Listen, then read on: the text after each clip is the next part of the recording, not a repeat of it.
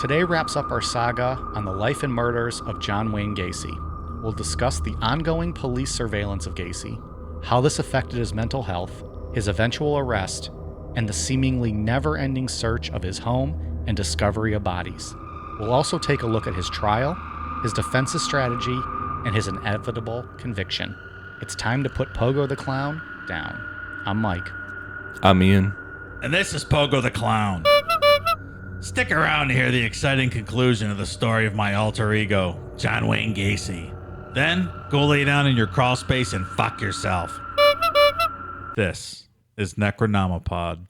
In Chicago, the jury in the Gacy mass murder trial will decide a sentence today after finding Gacy guilty of murder. Norma Quarles reports. John Wayne Gacy was called the worst of all murderers by the prosecutor, a man responsible for enough misery to last a century.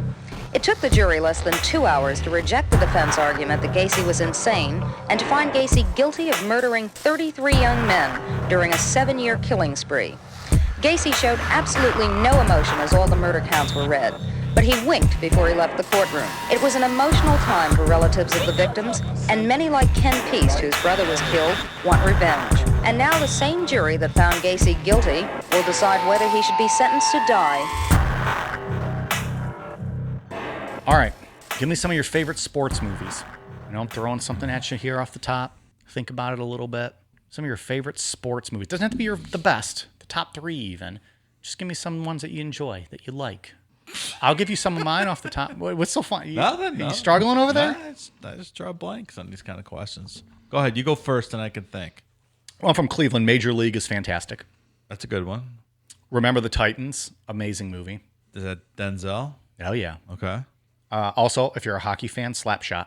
Fantastic movie. Paul Newman. I like Slapshot. Yeah, 1979, I believe. And the Triplets? Oh, yeah. That's a good movie. Yeah.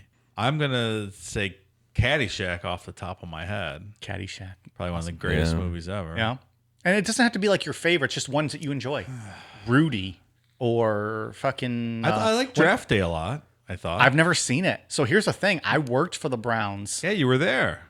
I was on set. I met Jennifer Garner. She introduced me to her dad. So we're essentially dating, her and I. Ben F. Who? Yeah. Well, notice that they did get divorced not long after that. Just saying. I'm not saying, but I'm just saying. You were plowing her. That's why. Well, you said that, not me.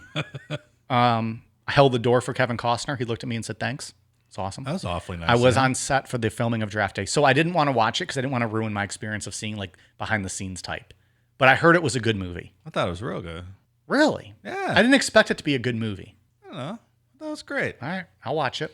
Also, when I was a kid, loved the movie Little Giants. Loved it. With fucking Al Bundy and Al Bundy. Rick Moranis. Yes. Oh, so right. good. I remember now. With their brothers, and Rick Moranis is just like the runt little brother, and the coaches the football team. It's good. Little Giants was so good as a kid. Mighty Ducks was amazing. The first one was good, and it got stupid.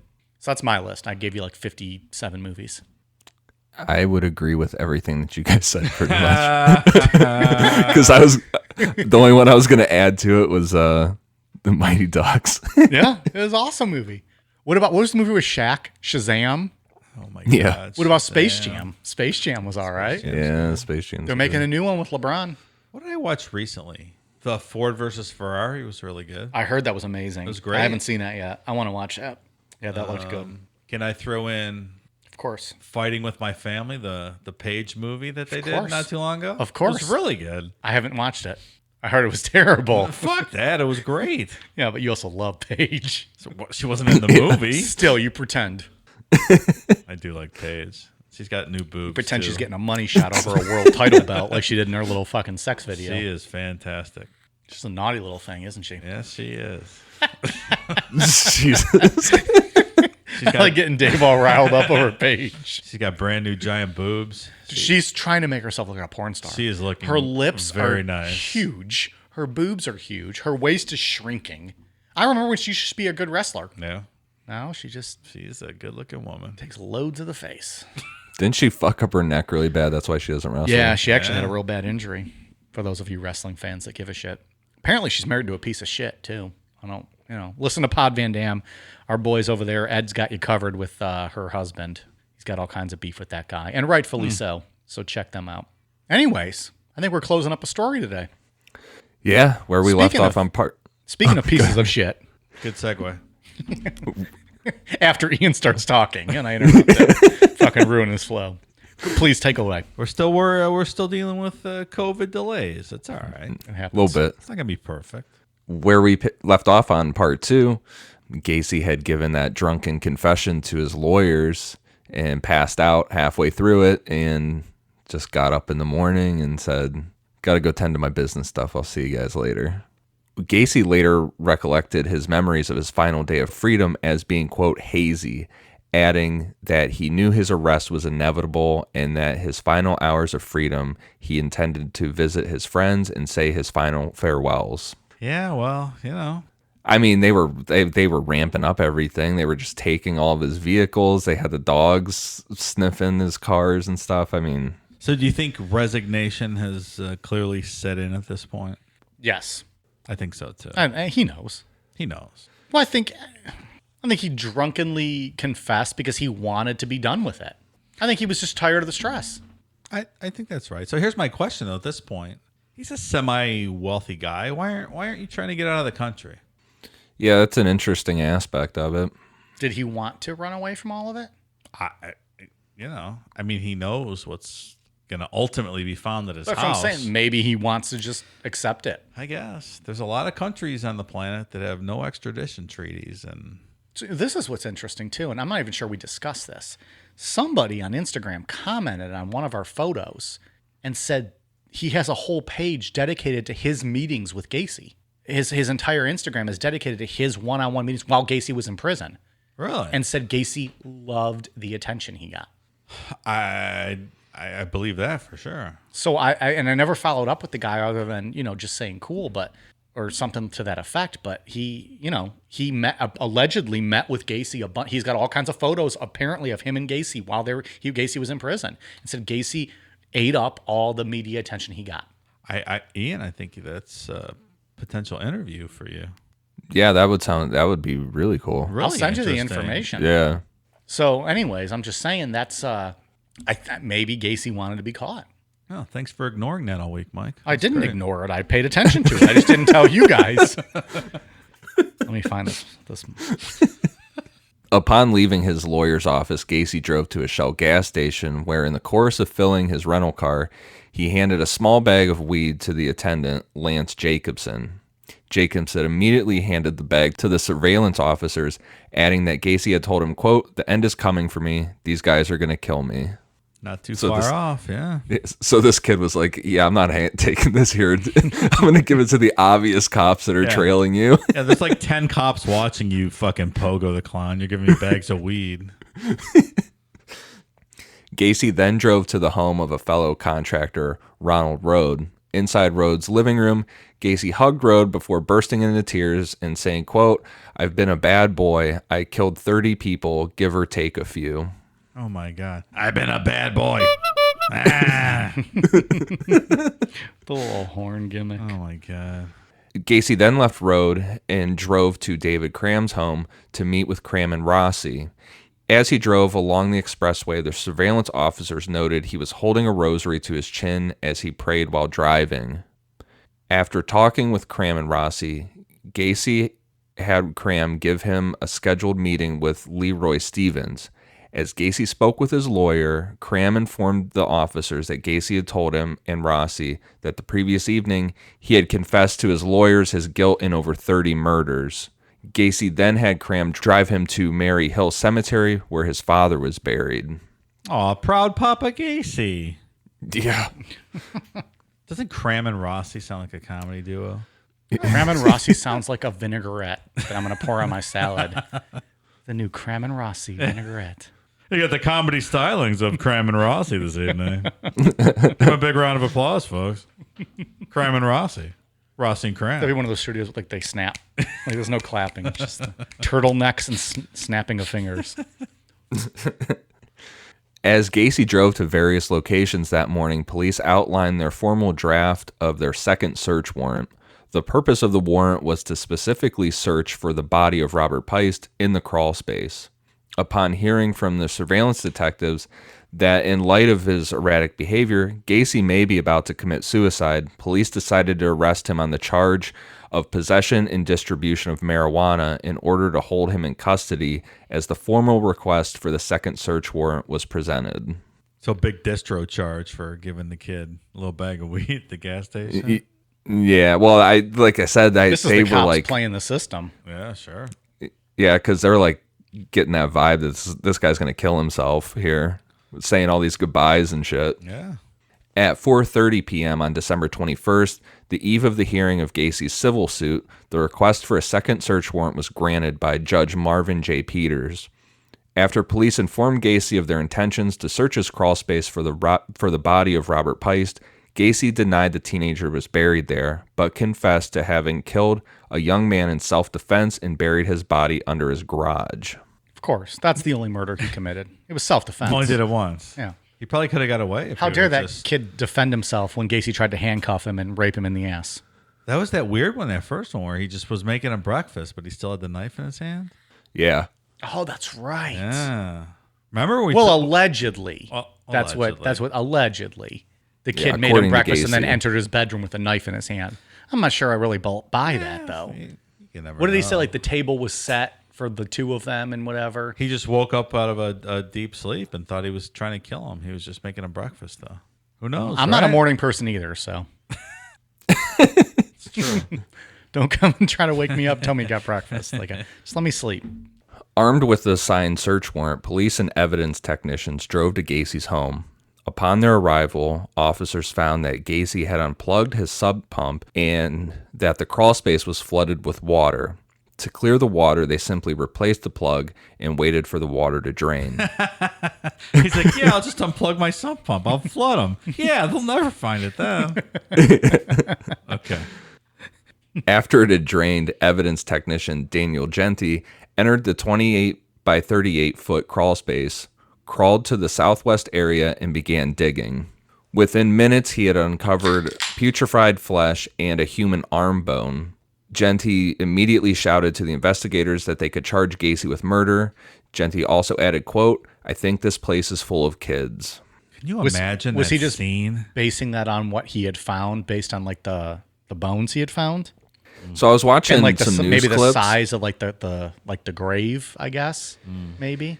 Yeah, so when I was watching some like old news archives of this, like when all this was going down, and one of the lead investigators was doing an interview before they like dug up the whole crawl space, and he said that there were like mounds everywhere in there where you could tell that something was buried, so they were going to have to dig up all of them. So I think once he found that arm and like looked around and saw like these little mounds of dirt everywhere, that he was like, yeah, there's probably kids buried in every one of these mounds. Do you think they even meant like smaller kids? Like, because we're talking like late teenagers, right? Like 15 to 18 or 20. Do Right. you think initially they meant like younger?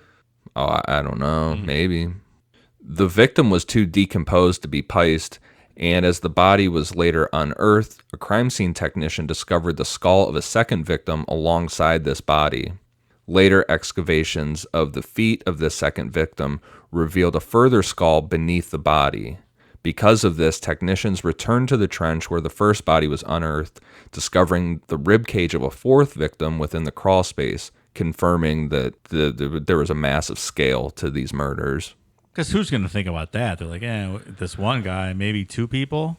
Well, but he had But already you got- admitted to how many. So who knows what you're thinking at this point? Yeah. Well, I mean, It's just unimaginable, though. yeah, I would not be After- going in there digging this shit up. Oh, can you imagine being down in that No. fucking crawl space? It'd be terrifying. It'd be Holy sad. shit. It'd be horrible. It'd be smelly. It'd be disgusting. It's a special kind of people to be able to do that. It really is. Yeah, I would not ever be able to do that. And all props to them. I couldn't do that. After being informed that the police had found human remains in his crawl space and that he would now face murder charges, Gacy told officers he wanted to, quote, clear the air, adding that he had known his arrest was inevitable since the previous evening, which he had spent on the couch in his lawyer's office. Drunk. I'd be out of the fucking country, man. Unless he just wanted the attention and was like... That's what I was saying know. before. Yeah. In the early morning hours of December 22nd, 1978, and in the presence of his lawyers, Gacy provided a formal statement in which he confessed to murdering approximately 30 young males, all of whom he claimed had entered his house willingly. Some victims were referred to by name, but most names Gacy claimed not to know or remember. He claimed all were teenage male runaways or male prostitutes, the majority of whom he had buried in his crawl space. One victim was from Round Lake, another had been from Michigan. When shown a driver's license issued to Robert Haston, which had been found on his property, Gacy claimed to not know this individual, but admitted this license had been in his possession of one of his victims. Do you think it's an excuse in his mind with this whole they had entered willingly stuff? Probably. Yeah, I think so. I think so. Maybe like Kemper, how he always paints himself out to be a good guy. Yeah, like if you wouldn't have put yourself in this situation and entered my house, you would have been fine, kind of thing. Yeah. Absolving yourself of responsibility. Yeah. He probably wasn't quite as smart as Kemper was, but I think just still, Yeah, sure. He's still an intelligent guy. Gacy claimed to have only dug 5 of the victims' graves in this location and had his employees, including Gregory Godzik, dig the remaining trenches so he would, quote, have graves available. In January 1979, he had planned to further conceal the corpses by covering the entire crawl space with concrete. I would have maybe placed a little more urgency on that concrete work. But he's been doing this for I don't years. know. It's just, Yeah. they all get comfortable. Yeah, you're right. I mean, talk about premeditation, though, right? For real. Oh, yeah, for sure. When specifically questioned about Peist, Gacy confessed to strangling him at his house on the evening of December 11th after luring him there. He also admitted to having slept alongside Peist's body that evening before disposing the corpse in the Des Plaines River in the early hours of December 13th. The reason he had arrived at the police station in a dirty and disheveled manner in the early hours of December 13th was that he had been in a minor traffic accident en route to his appointment with Des Plaines officers after disposing of Peist's body. In this accident, his vehicle had slid off an ice-covered road, and he had unsuccessfully attempted to free the vehicle himself before the vehicle had to be towed from its location. It sure is bold, man. Yeah. They all get that way, though. What's funny is, though, he's getting that way now that he kind of knows he's caught.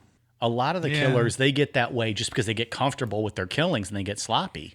He knows he's going away, I feel like. He doesn't care. That whole sleeping next to Peist's body adds a new layer to the shit he was doing. It's really weird, man. Oh, man. I can't, I just cannot even imagine. No, I'm terrified of dead bodies. Even of loved ones. Yeah. I don't want to go near them.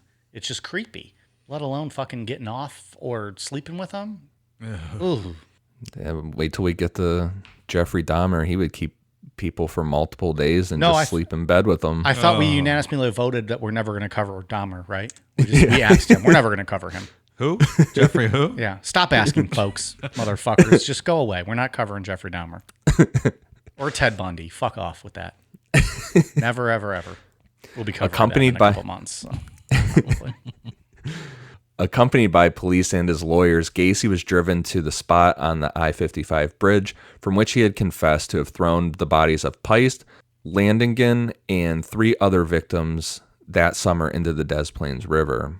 Gacy was then taken to his house and instructed to mark his garage floor with orange spray paint to show where he had buried this individual he had supposedly killed in self-defense, whom Gacy named as John Buktovich.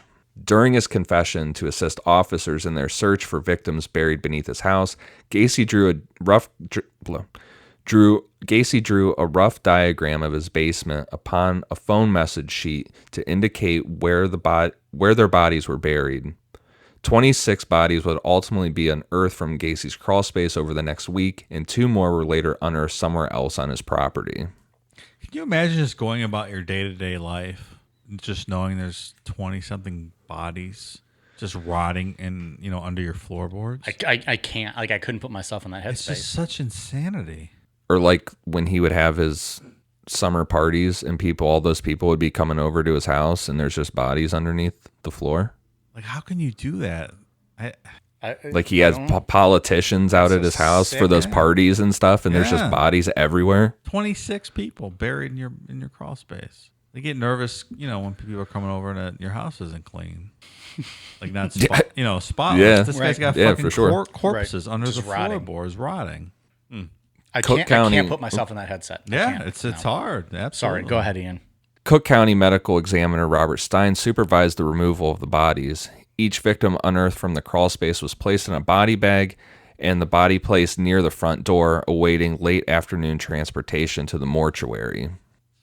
All the victims discovered at 8213 Summerdale were in advanced state of decomposition, and Stein mainly relied on dental records and X-ray charts to facilitate the identification of the remains. Identifications were also supported via personal artifacts found at the home, like driver's license. Hey, so drivers. Remind me, how far back was the first victim? Like, what's the time frame we're working on here? 72 was the first one. Ooh, God, why couldn't that be a trivia question? I would have guessed 72. Really? Honest to God, I remembered 72. Because it was like 72 to like 78? So that's a long time. And 74 was the second, according to him. Yeah, because it was that long period, because that's where it might have been an accident, that first one. Mm-hmm. Okay. This is a long span of time. Awesome. Ask me about Gacy and trivia. I don't think so. Fucking bury those motherfuckers that are coming at me. I'll put them in little basement crypts. Oh, my. It's quite a challenge, my friend. Come at Mike, get put in a crawl space in trivia. It's a bold statement. Especially when I'm over 4. Be buying me a shirt. Several bodies unearthed at Gacy's property were found with plastic bags over their heads or upper torsos. Several were also found with the rope still around their necks. In some cases, bodies were found with foreign objects such as prescription bottles lodged into their pelvic region, the position of which indicated the items had been thrust into the victim's anus. God damn. So it's not a way to go. Nope. No. I can't even imagine with the torture and stuff that these young guys went through before they died. It's really terrible. Bad. It's awful. The crawl space was marked in sections, and each body was given an identification number. The first body recovered from the crawl space was assigned a marker denoting the victim as Body 1. The body of John Buktovich was labeled as Body 2. On December 23rd, investigators returned to unearth 3 corpses which had been buried in the same trench as Body 1. Body 3 was buried in the crawl space directly above Body 4. Alongside Body 5 was buried directly beneath Body 1. A cloth rag was found inside this victim's mouth. Are you guys drawing a map at home? Because you should be, based on Ian's descriptions. I hope you're all drawing a map. Send us your photos of the maps of these bodies. The search for victims was temporarily postponed over Christmas. 4 more bodies were unearthed on December 26th. Bodies number 6 and 7 were buried in the same grave. Body 7 was gagged with a cloth, leading investigators to conclude this victim most likely died of asphyxiation. Body 8 was found with a tourniquet used to strangle him, still knotted around his neck. And Body 9 was found beneath a layer of concrete and was found to have several stab wounds to the ribs and sternum, suggesting that was Gacy's first victim. The breakfast guy we were just talking about. Yeah, because he sat on his chest and then just started stabbing him. And can you imagine being the crime scene guys just day after day? That's what I'm saying. Like, I couldn't do this job. Like, everywhere you dig, you're going to find more bodies. Yeah. It was right before Christmas, so you go home for your Christmas break, and you have one day off Christmas Day. What do you do? Like, do you celebrate? Like do you just drink heavily? Yeah. Are you sitting at Christmas dinner talking about, like who's carving a ham, thinking about these bodies you're digging up? That's what I mean. Like, it's really disturbing. You have to be a special kind of person to do that work. Like because that's the kind of work you take home with you. You don't just forget about the little body like of a teen boy you dig up and you go home and like you sleep well that night. Yeah. That's why props to them. On December 27th, 8 more bodies were discovered. Body 10 was buried face upwards parallel to the wall of the crawl space directly beneath the entrance to Gacy's home. Both Body 11 and Body 12 were found with a ligature around their necks, and both were buried beside each other in the center of the crawl space, directly beneath the hallway. Body 13 was found beneath the spare bedroom. bodies 14 and 15 were recovered from a common grave diagonal to body 10. The upper torso of both victims was concealed in a plastic bag. Body 16 was found close to body 13. This victim was found with a cloth rag lodged deep in his throat, causing the victim to die of suffocation. The 17th victim was found with a ligature around his neck.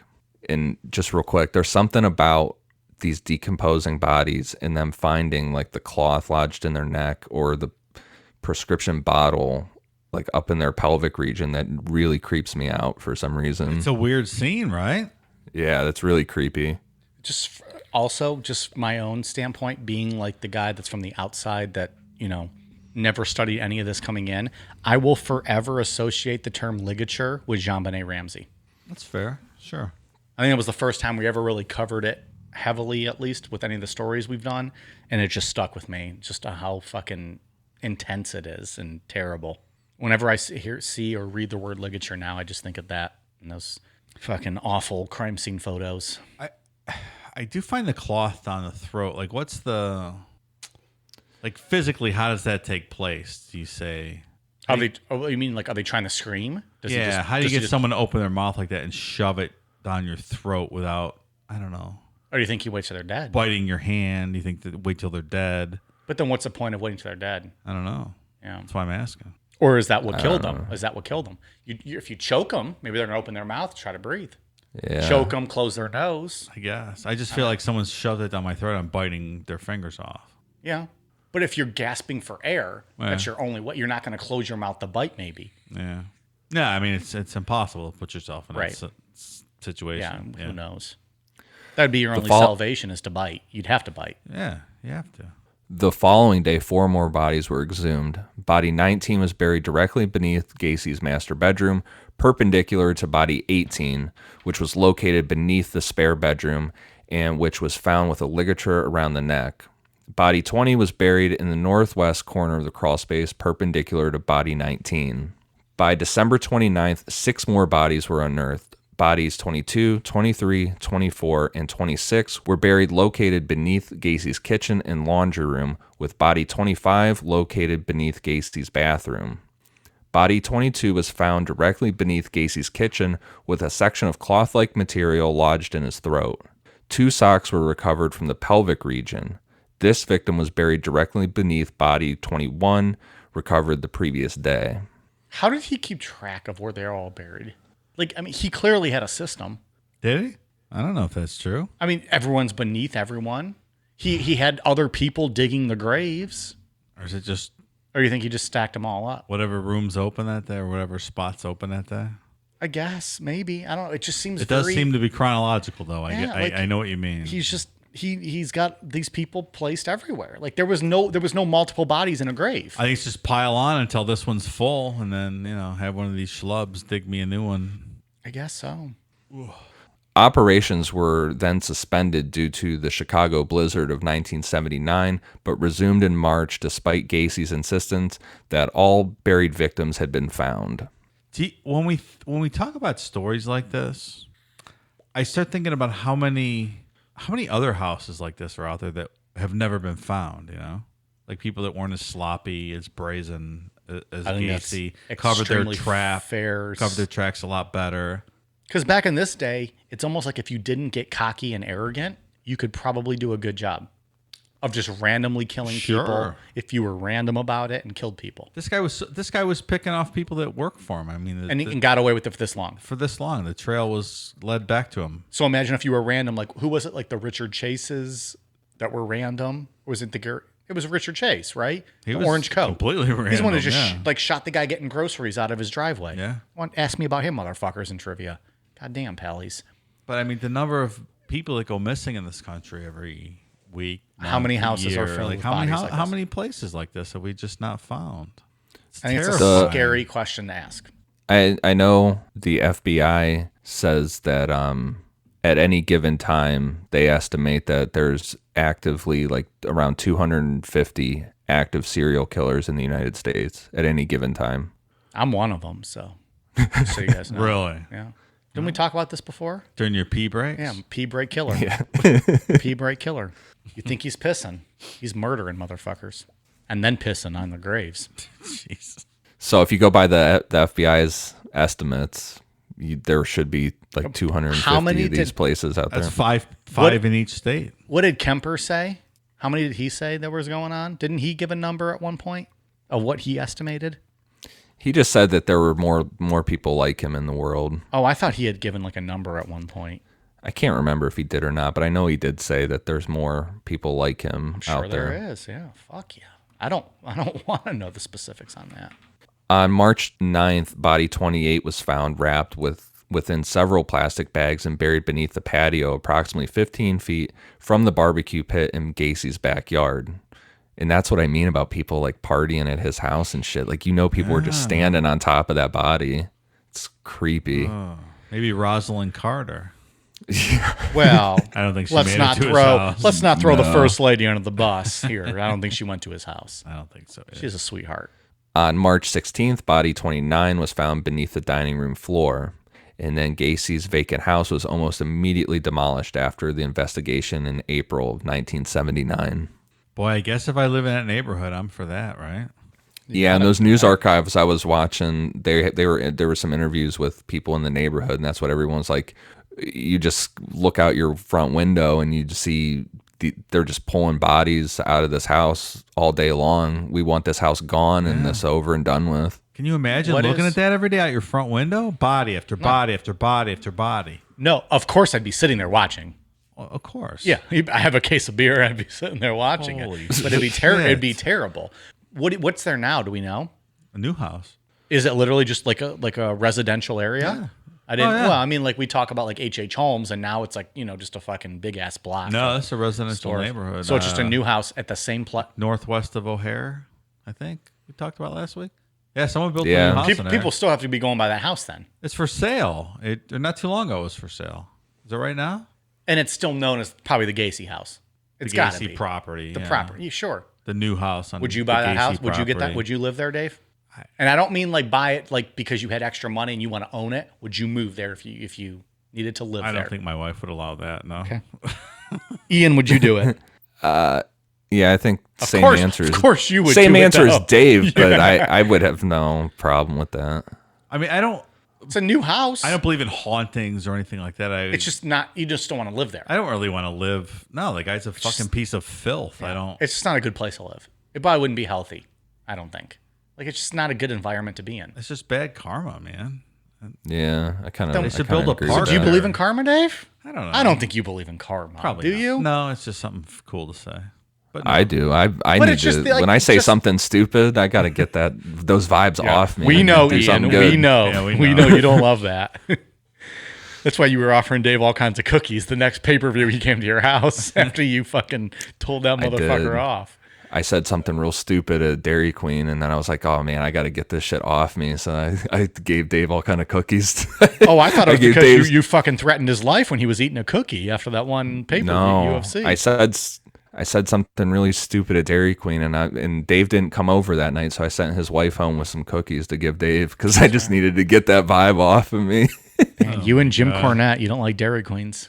I mean, to answer your question, I would not buy. It's just not. You don't want to live there. I That's don't just want to a live bad there. I would space. not buy it because John Wayne Gacy lived there. I think he's a piece of garbage, and I would not want. But it's not. He didn't live there. He lived in that space. It's just air. I wouldn't want to occupy that space. Do I agree. Do I think it's a bad spiritual place? No, I don't believe in stuff like that. But I- would I buy it for the Gacy shock value of it? No, of course. Well, not. if I had the extra money, I would. Sure. I would I would. Again, I wouldn't live there. I would buy it for the value, and I'd turn it into like some kind of museum or something. yeah. But no, I agree. I don't believe in karma and all that BS. But I just wouldn't buy it just because it's just not. It's not a good place to live. Like people are going to look at you. You're going to be talking about you. You're going to have to answer questions about it. I mean, to draw a similarity line here, the guy, we live 10 minutes away from Jeffrey Dahmer's childhood home.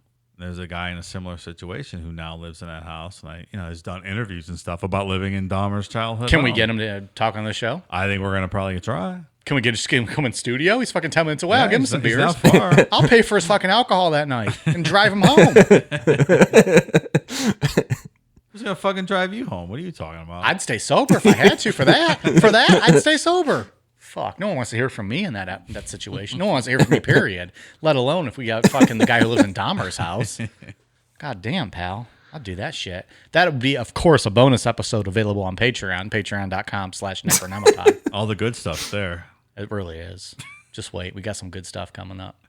The victim found 6 miles downstream from the I-55 bridge on June 30th was not initially connected to Gacy.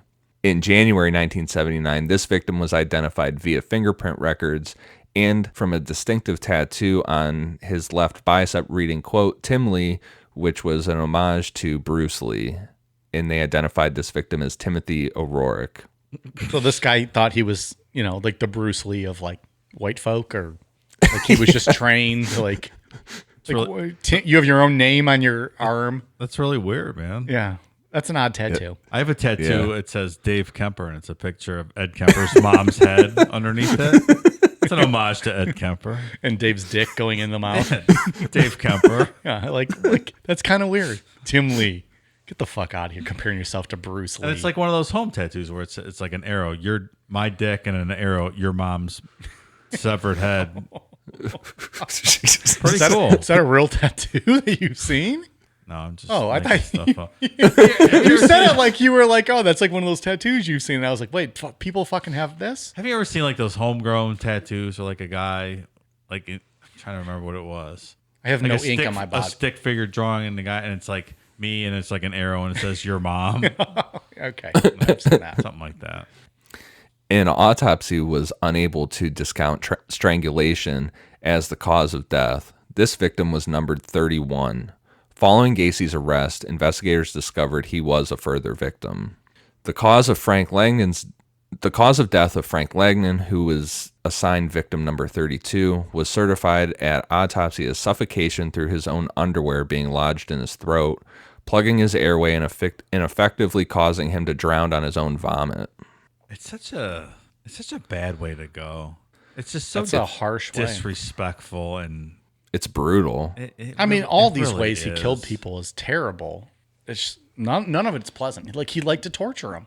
He liked to make them suffer. Yeah, it's specifically brutal in a lot of these. On December 28th, one further body linked to Gacy was found 1 mile from the I-55 bridge. This victim was identified as James Mazzara, whom Gacy confessed to having murdered shortly after Thanksgiving. Mazzara had been strangled with a ligature. On April 9th, 1979, a decomposed body was discovered entangled in exposed roots on the edge of the Des Plaines River in Grundy County. The body was identified via dental records as being that of Robert Peist. A subsequent autopsy revealed that 3 wads of paper-like material had been shoved down his throat while he was still alive, causing him to die of suffocation. That's just, that almost makes me panicky trying to think of that. Then you're still alive and something is jammed into your throat. I agree completely. Which, like Dave brought up earlier, how do you do that? If you're still alive, how are you not biting? Maybe they were. Yeah. Or were they unconscious but still breathing, and he just shoved it down their throat? They never woke up from like being knocked unconscious. I mean, if we remember from part 2, this, there was a detailed description of this kid crying and stuff. It was heartbreaking. Yeah, Part 2 available in the archives. Jesus. Go back and listen to last week. If you're listening to John Wayne Gacy Part 3 as your first show, you have a lot of your own issues to deal with. Wow. You probably shouldn't jump in on a Part 3. Hey, you're a fucking moron. Just saying. Dave said it, not me. But I would recommend going back and listening to Part 1 and Part 2. Also, go way back to the beginning and listen to fucking Art Bell. And maybe they're following your advice, Mike, on top 3 lists, and they're going backwards, 3, 2, 1. Maybe you could but no one said no one said this is the best episode. Maybe they listened to you mocking Ian and I with our top 3 lists. Because you guys are literally morons when it comes to giving your lists. It's just not okay. It gives me severe anxiety. And you're like, oh, my favorite of all time is such and such, and then number 2. No, everyone stop listening because you already said number 1. I don't get it. A dick. It's like the best pair of tits in Hollywood is so and so. Okay, well, now we're all going to Google that, and no one's going to listen to who 2 and 3 are. Gacy was brought to trial on February 6, 1980, charged with 33 murders. He was tried in Cook County, Illinois, before Judge Louis Garipo. The jury was selected from Rockford because of significant press coverage in Cook County. At the request of his defense counsel, Gacy spent over 300 hours in the year before his trial with doctors at the Menard Correctional Center. He underwent a variety of psychological tests before a panel of psychiatrists to determine whether he was mentally competent to stand trial. Yeah, it seems fine to me. Gacy had attempted to convince the doctors that he suffered from a multiple personality disorder.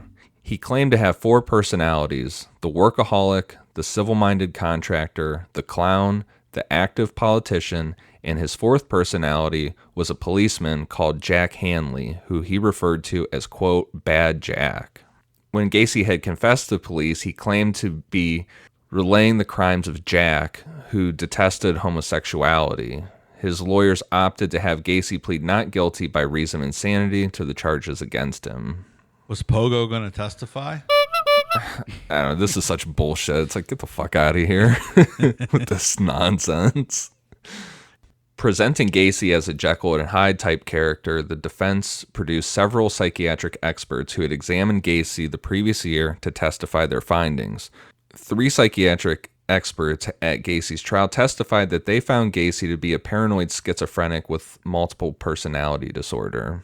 The insanity thing is an interesting defense. He's not schizophrenic. No, he's not schizophrenic 100%. Yeah, like the archetype for an insanity defense, I think of people like Richard Chase, who we covered, who was clearly mentally ill, right?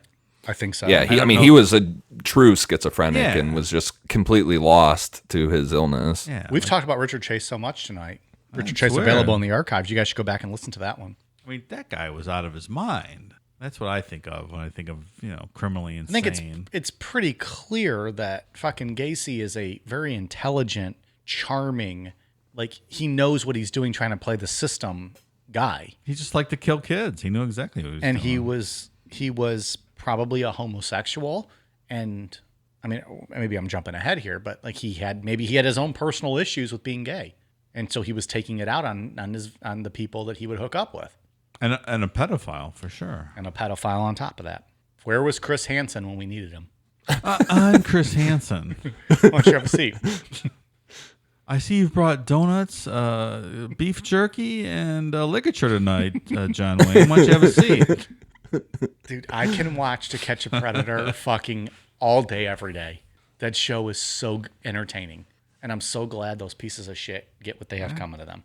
Look here, Chris Hansen. I came to fuck.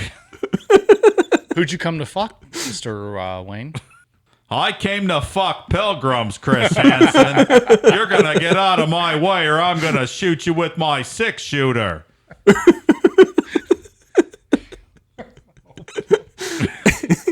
Dateline my ass. I need my balls licked.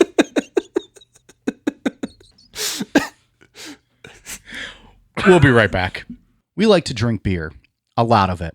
After a long night of drinking and talking crime and conspiracies, there's nothing that wakes us up and gets us ready to start the day better than Just Brew coffee. With a great selection of roast levels to choose from, you're guaranteed to find one that suits your style.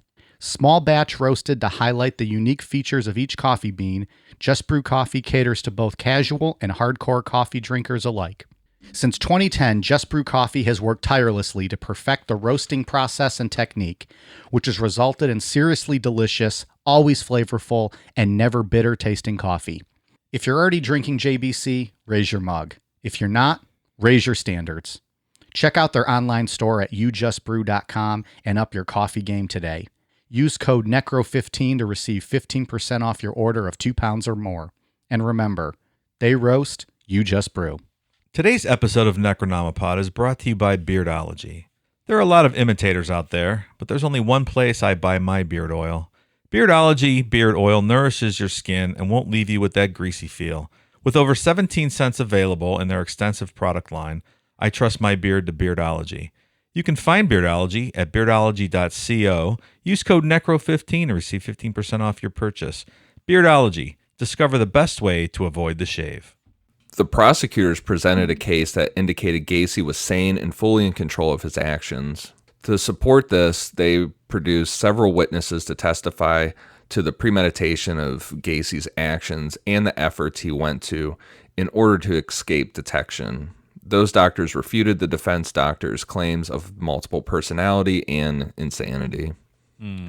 Cram and Rossi both confessed that Gacy had made them dig trenches and spread bags of lime in his crawl space.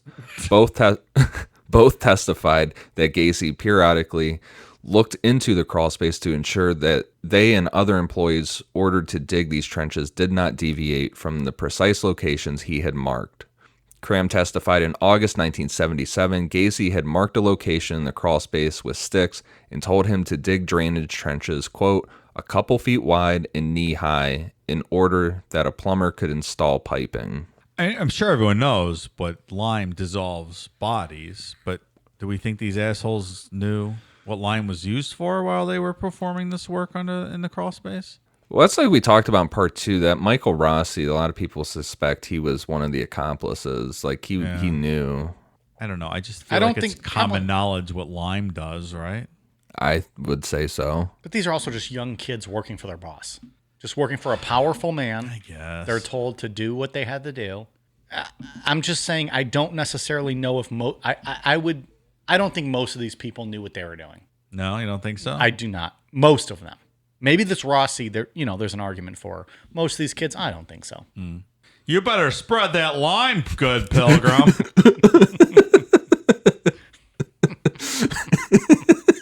I got cotton candy and cock rings upstairs when you're done. Cotton candy and cock rings.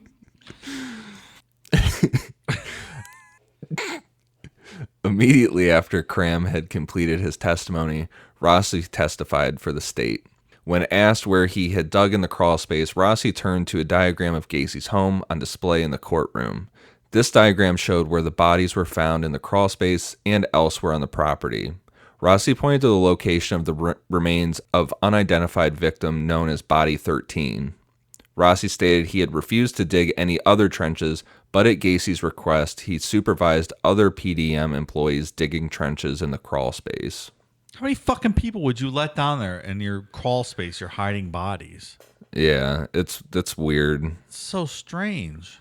On February 18th, Robert Stein testified that all the bodies recovered from Gacy's property were, quote, markedly decomposed and putrefied skeletalized remains, and that all of the autopsies he performed, 13 victims had died of asphyxiation, 6 of ligature strangulation, 1 of multiple stab wounds to the chest, and 10 in undetermined ways.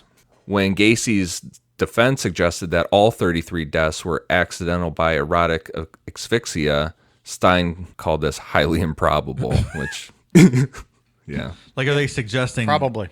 autoerotic asphyxiation by all of these individuals? Yes. Yeah.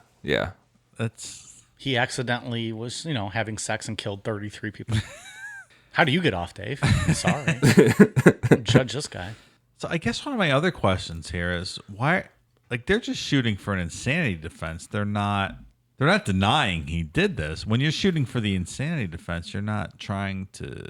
You're trying to say he shouldn't be facing the maximum sentence. Yeah, you're not denying he did Right. this. You're trying to get him in a mental hospital And they are versus a literally- criminal prison. But why are they contesting all this evidence if their main focus is just trying to get him off as a criminally insane Isn't individual? it just to get some kind of doubt in a jury? No?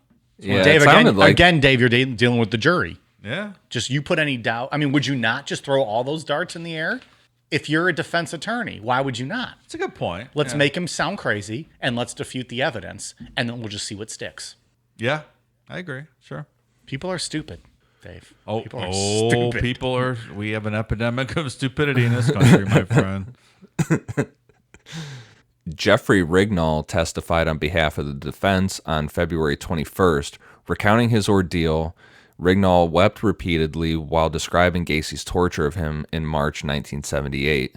Asked whether Gacy appreciated the criminality of his actions, Rignall said he believed that Gacy was unable to conform his actions to the law's expectations because of the, quote, beastly and animalistic way he attacked me. During specific cross-examination relating to the torture, Rignall vomited and was excused from further testimony. Man, Again, like, why do you have to hammer fucked up. the prosecution's witness if you're just trying to get off on insanity? You're just, I get what you're saying. You're but playing anything, I think. like, why are you disputing the facts of the case? You're already admitting that, but you're saying I'm not responsible legally because I'm insane. I agree. It doesn't at all add up, but On February 29th, Donald Voorhees, whom Gacy had sexually assaulted in 1967, testified to his ordeal at Gacy's hands and Gacy's attempts to dissuade him from testifying by paying another boy to spray mace in his face and beat him. Voorhees felt unable to testify, but did briefly attempt to do so before being asked to step down. Robert Donnelly testified the week after Voorhees, recounting his ordeal at Gacy's hands in December 1977. Donnelly was visibly distressed as he recollected the abuse he endured and came close to breaking down on several occasions. As Donnelly testified, Gacy repeatedly laughed at him, but Donnelly finished his testimony. I don't know how you don't just jump out of that witness box and just conceal a pencil in your shirt and just dive at this guy and try to put it in his jugular. Yeah, I know, man. you're better. It's a lot of strength to get through that Yeah. You're testimony. better off Absolutely. giving your testimony, and then I understand it's not as fulfilling, but you're not going to get to him. Probably you're going to jump out of the box. You're going to get tackled by the deputy. You never know, man. But I'm just saying, you're better off giving your testimony, standing strong, and then in the end, he's this guy. Well, at least in this story, he's going to get his. Yeah. No, you're right. But I agree. Like, how the fuck do you do that? Yeah. During Donnelly's cross-examination, one of Gacy's defense attorneys, Robert Moda, attempted to discredit his testimony, but Donnelly did not waver from his testimony of what had occurred.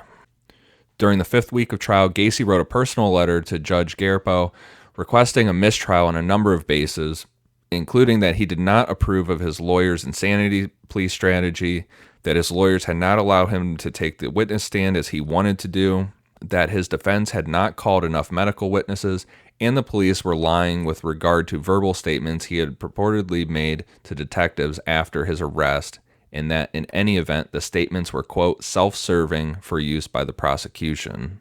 What about the 30 bodies in your fucking crawl space, asshole? Right. Come on. Judge Garpo addressed Gacy's letter by informing him that both counsels had not been denied the opportunity or funds to summon expert witnesses to testify, and that under the law he had the choice as to whether he wished to testify, and he was free to indicate as much to the judge if he wished to do so. Which he did not do. Right, no. Yeah. He was, Just to it be was clear. thrown back on him and he shut the fuck Yeah, up. he's like, well, fuck that. I didn't really want to do it. On March 11th, final arguments from both the prosecution and defense attorneys began, with the arguments concluding on the following day. Prosecuting attorney Terry Sullivan argued, outlining Gacy's history of abusing young boys, the testimony of his efforts to avoid detection, and describing Gacy's surviving victims, Voorhees and Donnelly's, as, quote, living dead. I feel like that's not a great way to describe them, but it gets the point across. Yeah, that's what you want to do, right? Yeah. Yeah. Living dead. I'm sure it's pretty valid. You want to drive those points home, right? Referring to Gacy as, quote, worst of all murderers, Sullivan stated, quote, John Gacy has accounted for more human devastation than many earthly catastrophes, but one must tremble. I tremble when thinking about just how close he came to getting away with it all. I mean, and quite frankly, if he would have stopped one murder short, he would have gotten away with it. I mean, I believe it was the persistence of Peist's family that honestly led to this, right?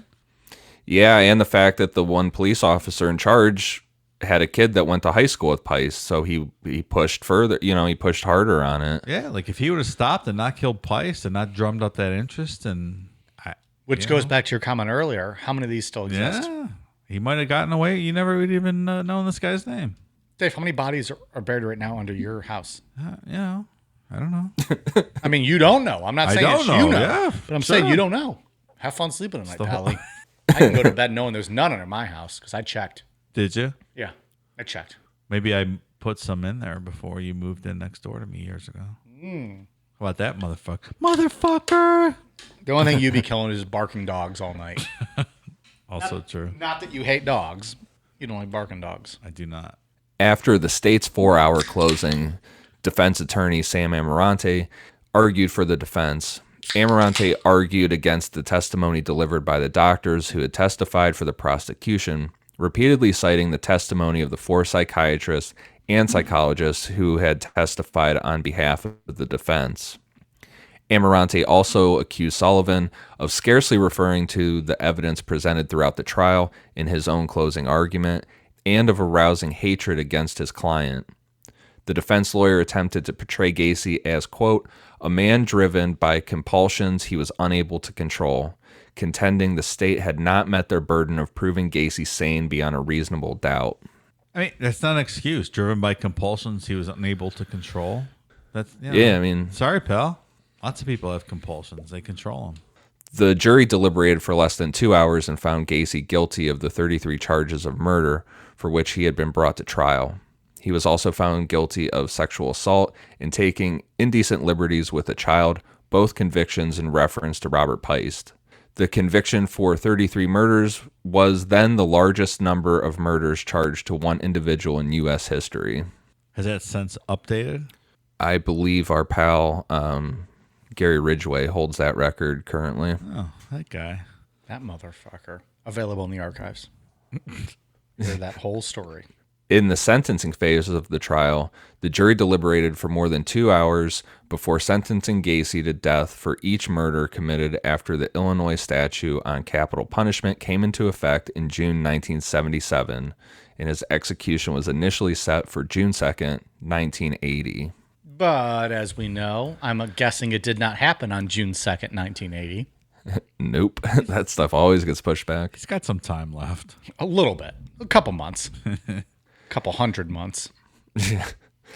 During his time on death row, Gacy spent much of his time painting. The subjects he chose were varied from birds to skulls, even other murderers. Many of were clowns, including himself as Pogo or Patches. Those are absolutely terrifying. So I've seen a ton of these photos, and I've been holding back posting them on our social media because I wanted to wait till we talked about them. So now I'm gonna post all of them.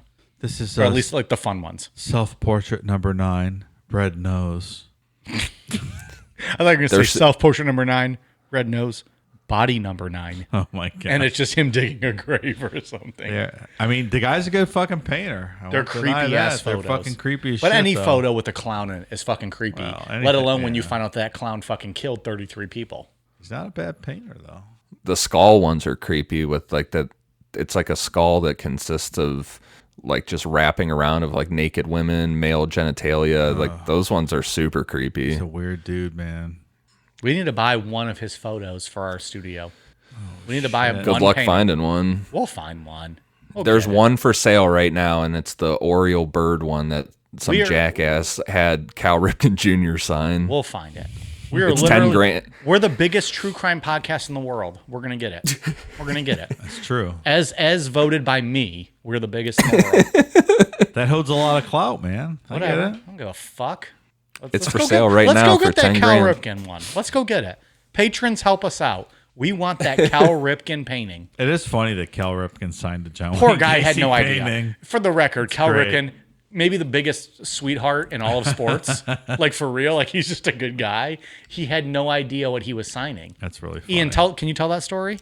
Yeah, someone got a hold of it and took it to the. It was a painting of an Oriole, like the just the Oriole bird. Baltimore Orioles. Yeah. Cal Ripken, the Iron Man of Major League Baseball. Yeah, and got him signed. I believe it was the same person took Gacy's painting of the Seven Dwarfs as the Chicago Cubs and took that to a Cubs game and got a bunch of the Chicago Cubs to sign that one as well. That's right. And those poor guys had no idea what the fuck they were doing either. Yeah, they didn't know what they were signing either. I love it. Yeah, those are worth a lot of money. I kind of want that Cal Ripken one. That'd be amazing. 10 grand, pal. It's up for sale right now. Hey, help us out, listeners. We want that. His quote Hi Ho series includes scenes from the Seven Dwarfs, and like we just talked about, he did one of the Chicago Cubs that they signed. Hi ho, it's off to work we go. Although Gacy was permitted to earn money from the sales of his paintings until 1985, he claimed his artwork was intended to, quote, bring joy into people's lives. I mean, that's what he's been doing all along. Yeah. What happened in 85? Is it the Son of Sam law went into effect and he could no longer profit? Yeah, they said, fuck off. You're not getting money anymore for this shit. Good. Many of Gacy's paintings have been displayed at exhibitions. Others have been sold at various auctions, with individual prices ranging between $200,000 and $20,000. His clown costumes and some of his paintings are on display at the National Museum of Crime and Punishment. And I believe it was the famous one of him as Pogo, like the self-portrait of Pogo that went for $20,000. Where is the National Museum of Crime and Punishment?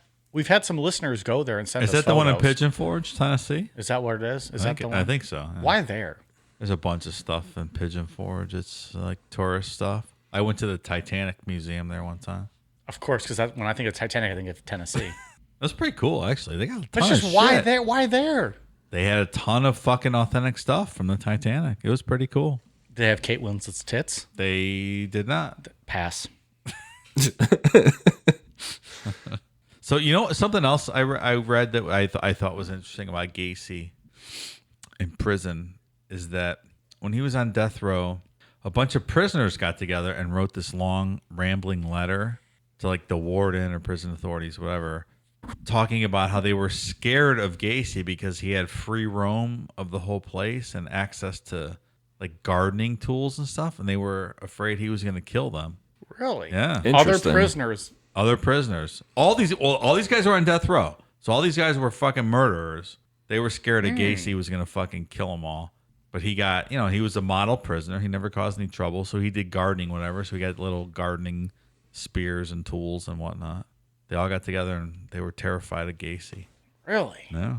If you were on That's death interesting. row, Yeah. if you were on death row, Dave, would you rather have your death row and live it out and then they execute you? Yeah.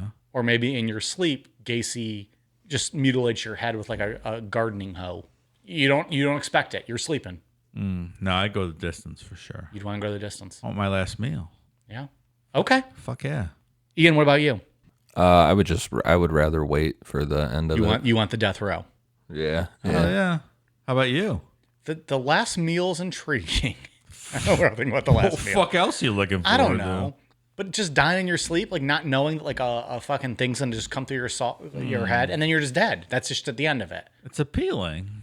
But I at the get same it. time, you're on death row for so long that you almost have to feel like you're gonna get out of it, right? Like he was on death row for 14 years. Sure. That's not even long comparatively. So in some sense, like you might just think, I'm gonna just naturally die in here. Also true. Like it just goes on and on. It's never ending.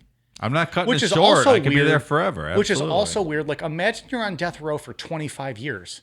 When that day comes, how weird is that? You've been knowing you're gonna die for 25 years, Yeah. living on death row, and it gets stalled. Now it's the day. How do you accept that? Have you already accepted it, or have you just accepted that you're just gonna die naturally? Because it's you've essentially started a new life on death row. 25 years. I would agree with that. Sure. The mindset is interesting to me. When you wake up that morning, this is the day I'm gonna die. I What think is you're that? like, I've been planning for this all along. We always knew this day would come. But after 25 years, I have or whatever 25 it is. years they can't take away from me. Right, that but my mindset, what I'm thinking is, are you even accepting it at that point? Like, how do you wake up thinking, probably. yeah, today's a day? Because I guess they give you a date, but they've been giving you a date for 25 years that kept getting moved. Sure. And now it's like, oh gosh, this hasn't been an extension. Now they're asking my last meal. Agree. It's just interesting to me.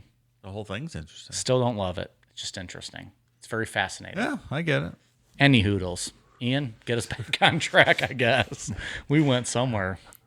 On the morning of May 9th, 1994, Gacy was transferred from the Menard Correctional Center to Statesville Correctional Center in Crest Hill to be executed. That afternoon, he was allowed a private picnic on the prison grounds with his family. For his last meal, Gacy ordered a bucket of Kentucky Fried Chicken, a dozen fried shrimp, French fries, fresh strawberries, and a Diet Coke. All right, obviously, I have to break this down. I mean, he was the colonel after all. Yeah. So, you know. Dave, you don't like the Kentucky Fried Chicken. I don't Ian loves it. like fried chicken. You don't, which just baffles me. I don't love How do you it. not love fried chicken? It's so good. I don't know. I just don't love it.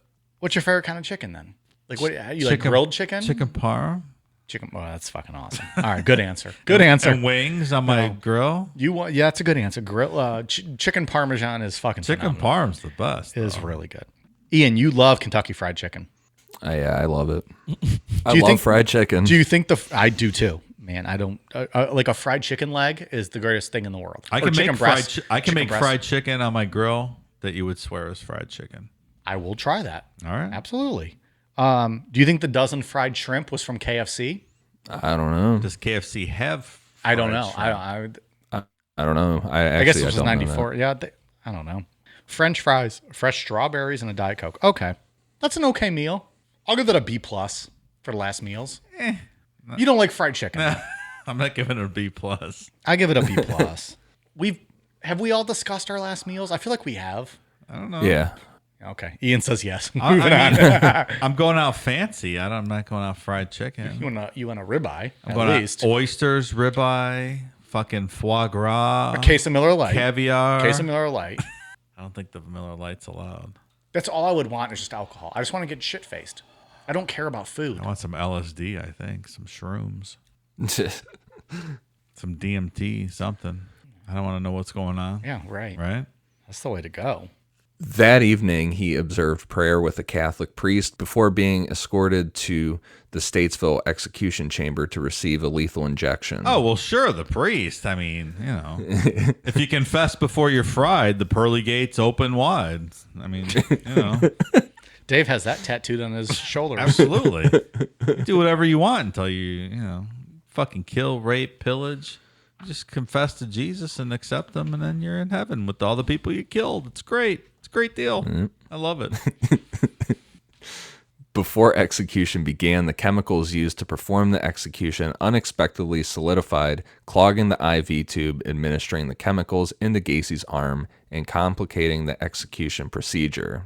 Blinds covering the window through which witnesses observed the execution were drawn, and the execution team replaced the clogging tube to complete the procedure. After 10 minutes, the blinds were reopened and the execution resumed.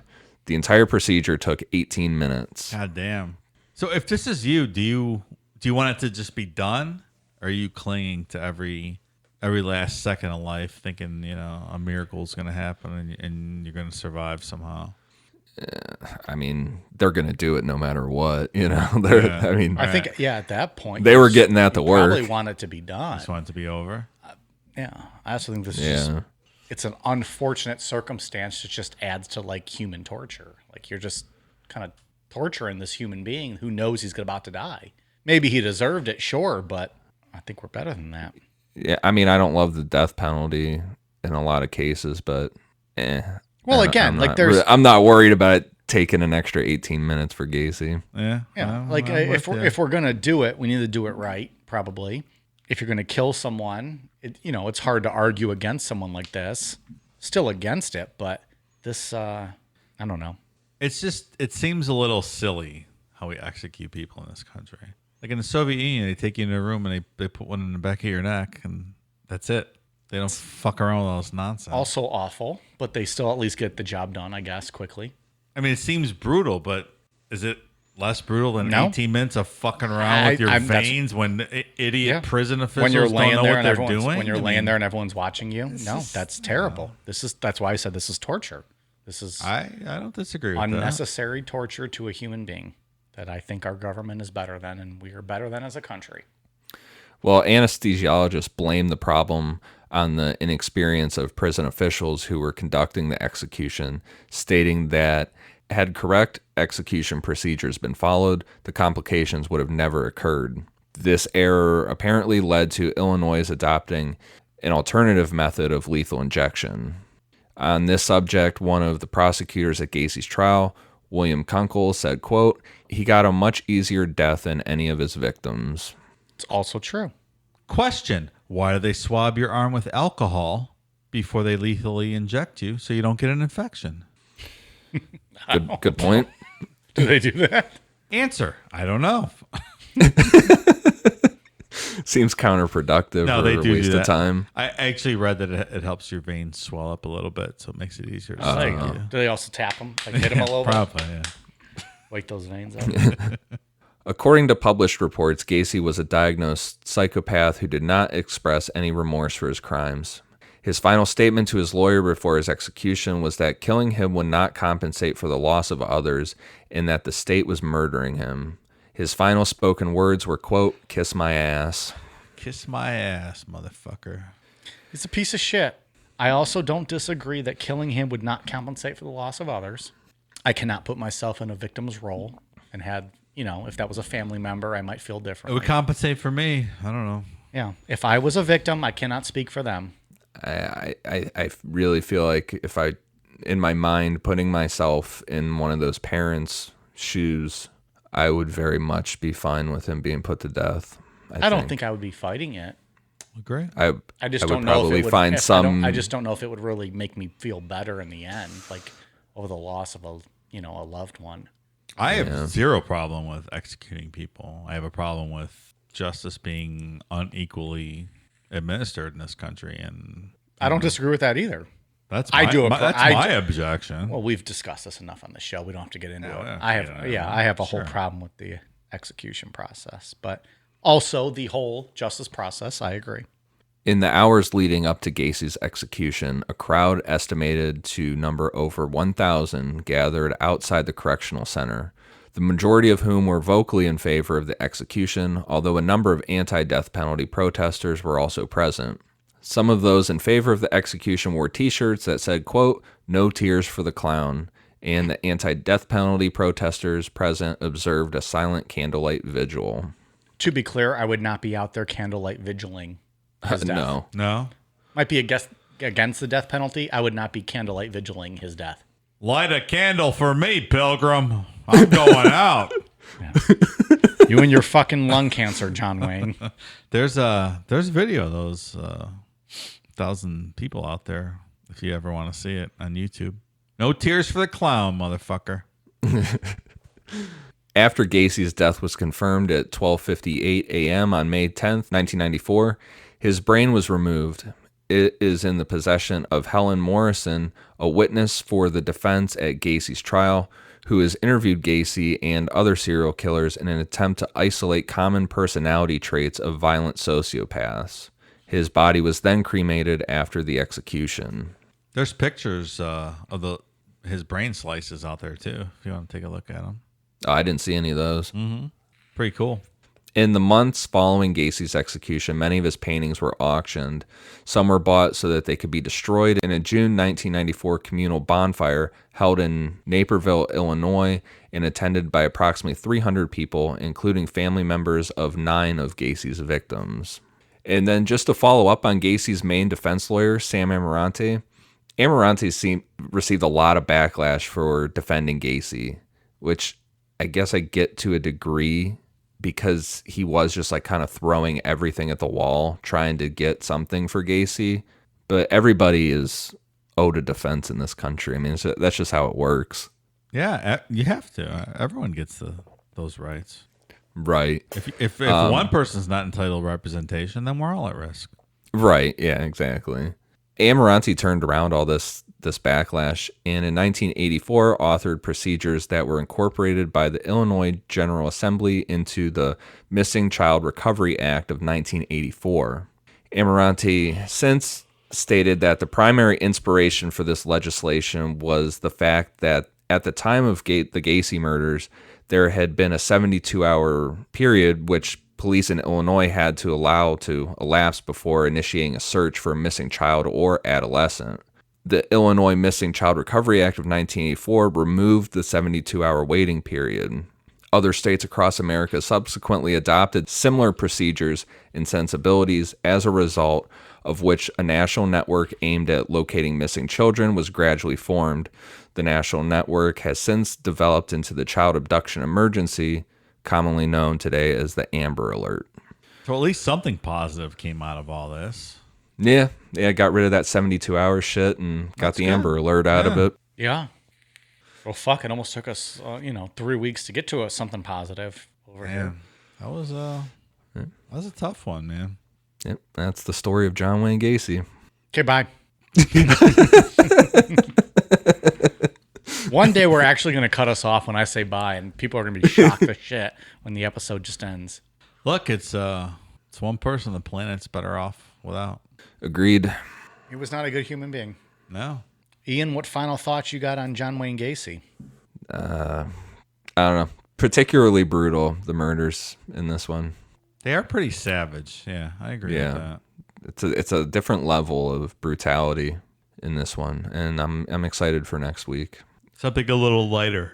Yeah, get back into my comfort zone a bit. So it was fun to get back to like our roots though, with like a serial killer after like those 6 weeks, but we haven't had a good like cut up laugh and a good time with the story in a while. Yeah. Maybe next week. We'll try again. Who knows? I mean, John Wayne was pretty funny. Well, John Wayne was hilarious. The story of John Wayne Gacy, not so much. Yeah. Not so much, Pilgrim. God damn you, John Wayne Gacy. Will you read my Patreon lames for me, John Wayne? Maybe next time. Okay. So I have a makeup to do, and this motherfucker, we were going back and forth on Discord. I still don't know what the fuck his name is. It's either Caleb or Caleb or Clabe. I said it wrong apparently the first time. I'm going with Caleb. McAfee. He also said it's okay to call him Granddaddy Long Dick.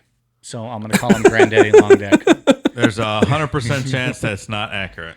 Well, Caleb or Caleb, Mr. McAfee, whatever you go by. You, sir, Granddaddy Long Dick. Thank you. I hope I made things better. Yeah, take your micro penis and go home, pal. God damn. I think him and his wife both joined. I think it's his wife. Any hoodles.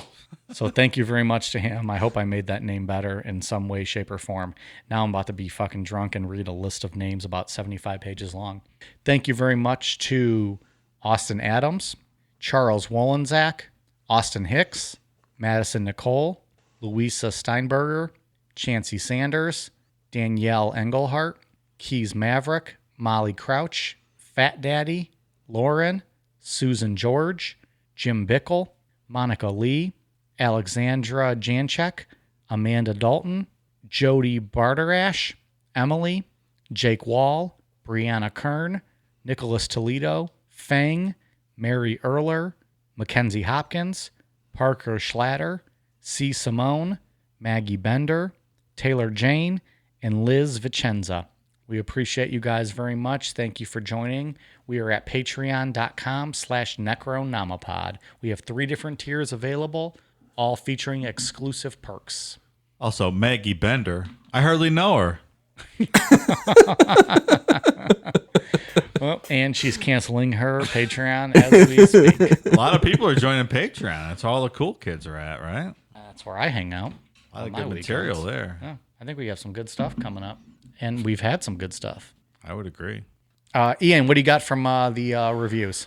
For iTunes, I have one for Nismo Slider, Fire Lizard 420, Shell Bell 87, Biking Zach, Ginger CB 47, Jam Jam 1016, Jordan with an I, and Awesomeberg 19. Thank you guys for the awesome reviews. Appreciate it. We are on Twitter, Instagram, Facebook, YouTube, Patreon, at Necronomipod. Please hit us up. Let us know what you think of the show. Likes, dislikes. If you feel inclined, sign up for Patreon. We got 3 bonus shows a month, plus other perks for the different tier levels. And I'm working on setting up our MySpace page, so that's coming soon. MySpace.com/Necronomipod coming your way soon. All right. Thanks so much. All right, you guys ready for a cool down beer? Cheers.